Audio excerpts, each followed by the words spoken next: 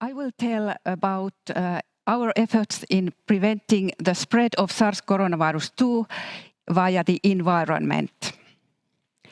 Our group studies virus transmission through food, water, and environment. Okay, it's working.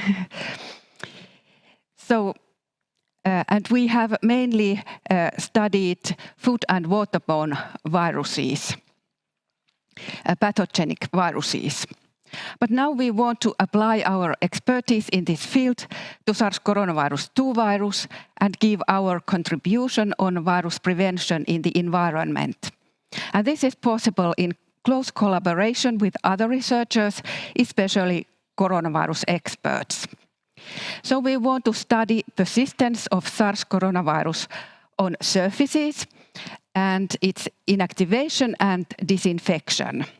And also we are interested in virus spread via sewage and water, and this is done in cooperation with antimicrobial resistance researchers who can provide samples.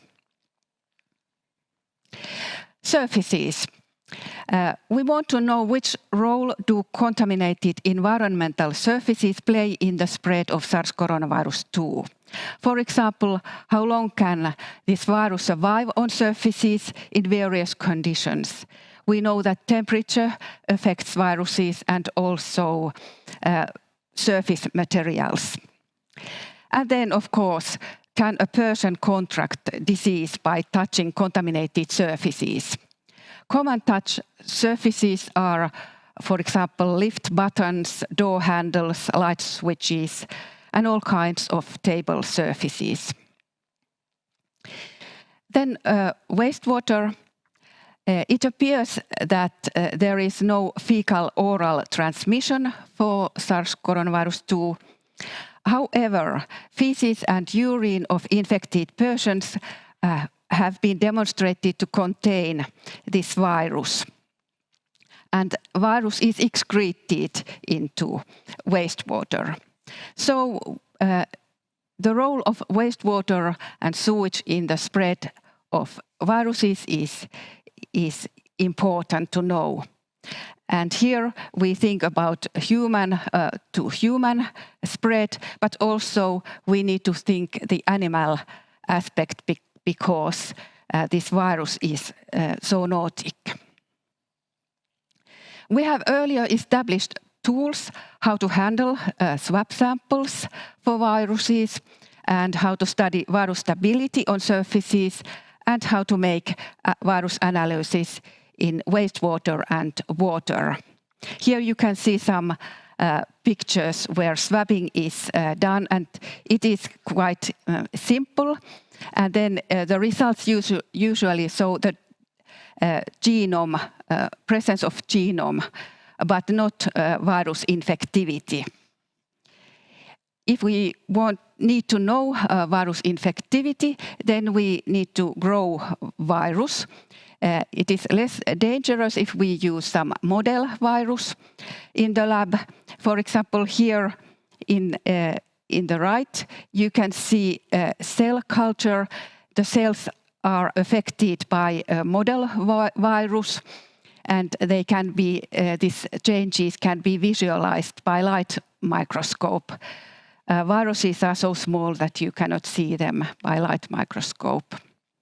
But then all viruses are different, and if we really need to know about SARS-CoV-2, it is necessary to cultivate this virus, and it has to be done in safety lab.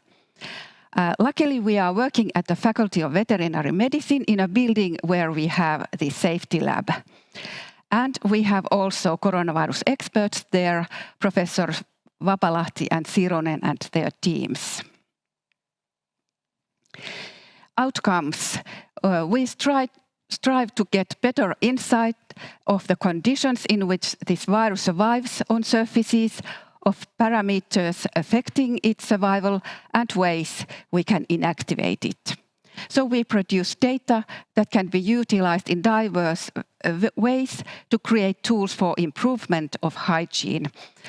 Hopefully some innovations in industry, for example, and also data for authorities who can make well-targeted recommendations for protection of virus.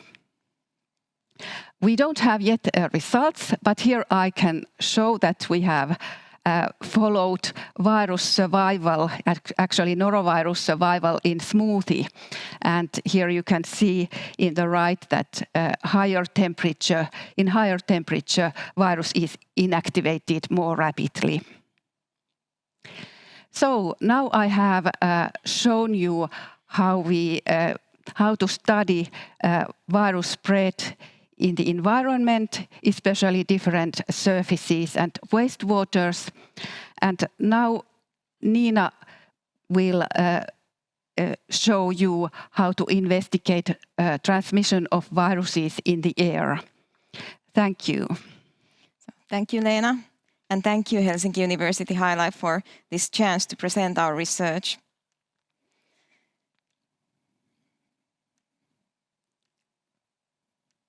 Leena, okay, good. So I will present you our research on SARS-CoV-2 transmission in air. So what are aerosols? They are tiny droplets in the air that are created by various natural processes, such as wave breaking in the oceans, or by coughing, sneezing, or even just by talking. So various viruses that cause respiratory infections are transmitted by inhalation of droplets. Here in this picture you can see when a coughing person produces different types of droplets. Here you can see these larger droplets. They fall down very quickly due to gravity, and these are the droplets that cause this droplet transmission, which is in Finnish pisaratartunta. It is one of the most common ways for these viruses to spread. And you can see also that if you maintain a 1 to 2 meter distance, it is quite easy to keep safe from these droplets. But coughing and talking also produces fine aerosol droplets. They move much further from the source, and they do not fall down that quickly. Both of these droplets also cause surface contamination, and there can even be resuspension of the infectious material back to air. So we study virus transmission in the air, and like Leena just presented, we also use various model viruses that are not dangerous to humans, plants, or animals. Here is a bacterial virus 5.6.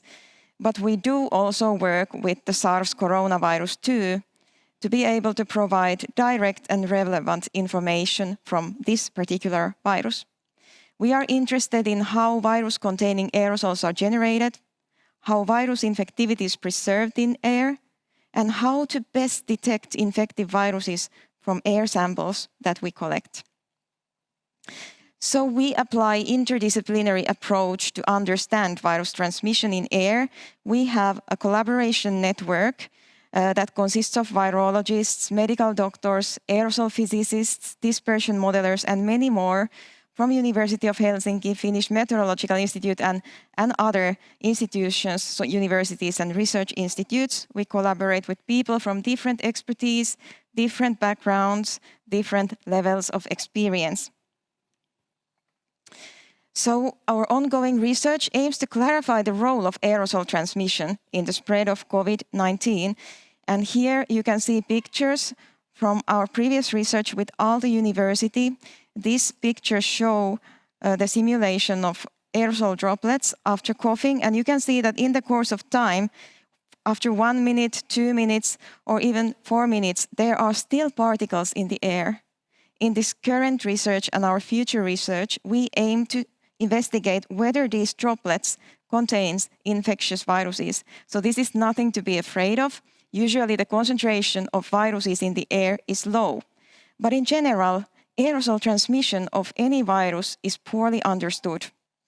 And we want to study it with aerosol physicists and other experts to be able to provide direct information about this poorly understood topic. So how do you minimize exposure to aerosols? So like I showed you before, many aerosols are naturally produced and completely safe. But when we are facing a pandemic or an epidemic, it will be important to know how you can protect from aerosols that could be infectious. So our collaboration with Aalto showed that there are about 3 points to consider. So keep minimal exposure time in crowded indoor environments or even semi-crowded indoor environments. Keep approximately 4 meters safety distance from a coughing person whenever this is possible. So try to minimize time, maximize distance. An increased indoor ventilation system can also help. Our study did not consider mask usage, but that is also one aspect that can provide help. So to summarize Leena's and our talks, so we don't just share a talk, we also share a research project together. And our study will focus on virus survival on surfaces and water or sewage. Tutkimus kohdistuu SARS-CoV-2 kestävyyskokeisiin pinnoilla ja vesissä. Our multidisciplinary research examines whether aerosol transmission of SARS-CoV-2 is a public health risk. Monitieteisessä tutkimuksessamme pyritään määrittämään, onko SARS-CoV-2 ilmanvarainen leviäminen yhteiskunnallinen terveysriski. Results will help us to protect community and reduce the spread of SARS-CoV-2 in the environment. Kun tiedämme tarkemmin koronaviruksen käyttäytymisestä ympäristössä, pystymme kehittämään täsmäkeinoja sen torjumiseksi. And this applies to other viruses as well. So I thank our collaborators and thank you all for your attention.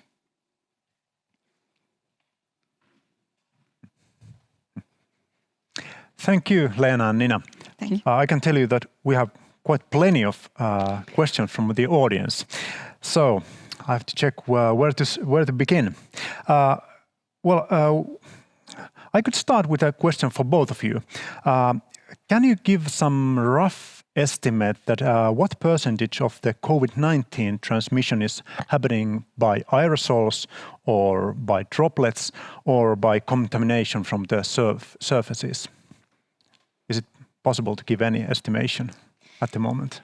No, we can't give percentages because the aerosol transmission hasn't been really proved well enough. There are some evidence that it might occur, but we need much more research to be able to know, is it really a health risk? The surface contamination, to my understanding, is a bit similar. We need more proof. Yes. We don't know so much. Also, of course, as it is respiratory virus, of course, it's these droplets and aerosols are important. Yes. And probably more important than surfaces, but we need to study further. Okay. Yeah, so the droplet transmission is considered at the moment one of the most important transmission mechanisms, the large droplets. Okay. There's one very practical question. Do I need to wash my groceries when I bring them home from the store? Is it useful? That's also we don't really know the answer because, it appears that you cannot get virus through oral route, so eating is not dangerous. But of course, if you touch a surface that is contaminated and then you touch your nose or eyes, then you may get. So of course, if you have, so it is in theory possible, but not very likely. But if you have apples, for example, it's good to wash it and so on. What about, do we know how long coronavirus can survive on a carpet, for example? Not exactly carpet, but there are several studies in various surfaces, and there are studies that even up to 9 days in laboratory experiments where very high amounts of virus have been used. But probably it's some hours generally. Okay. Something like that. Then I have a question for Nina from a student. I'm living in a student apartment, so I have to share a common balcony. Is it safe to open my window on the other side of the balcony? Yes, it is safe for you to open the window. So aerosols, the fine droplets that I showed you, they are affected a lot by the wind and by the sun ultraviolet radiation, and all the rain and other environmental issues. So I wouldn't suspect that the droplets, the fine droplets, can fly that far. But what is important is that when people are sitting on the balcony, that they would also remember to keep the distance, because these droplets, they just jump from one person to another, and then it doesn't affect what environment you are in or what is the weather condition, because our bodies are the same all the time. So keep maximal distance, but it's safe to open the window. There is actually another question relating to this issue. What locations or situations are likely to be the biggest risks for aerosol transmissions? Are there any time guidelines on how to lessen this risk? Yes. Well, when you are in an indoor environment where there are a lot of people, that could be, there are in the research choir practices. When you sing, you produce more aerosols. And there are also public transportations, if they are crowded, not like in Finland when you have a few people, but if they're really crowded, that can be risky. And any other environments where there are a lot of people and you stay there for longer time, but if you keep your time to some minutes, we don't have any clear estimates, can't really tell, but just if you avoid hours and can count minutes, that would be safer. Yeah, but what is your opinion on the face masks? Do you think that it's useful or not?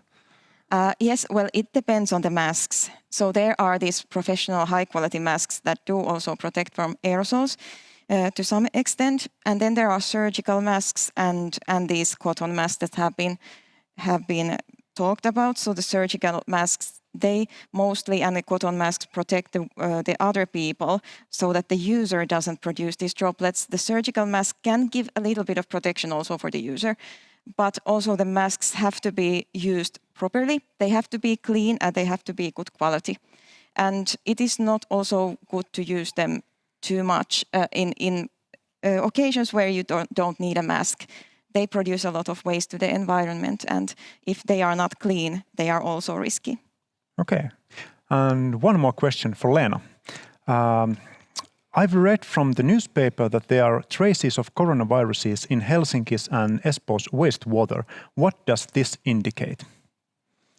Well, of course, infected persons will excrete virus in their feces and urine, so it ends up into wastewater. So, and if I have understood correctly, it is this incoming wastewater that is coming to this wastewater treatment plant. Yes. So it is not after the treatment. So it's logical that there can be found this. We don't know then if we find this genome. We don't know if it's infectious virus. Can it transmit the disease or infect persons or not? Okay, we can tell. We just know that there is this genome, virus genome, present. Hey, thank you, Leena and Nina, for being here today and sharing your knowledge. Thank you very much. Thank you.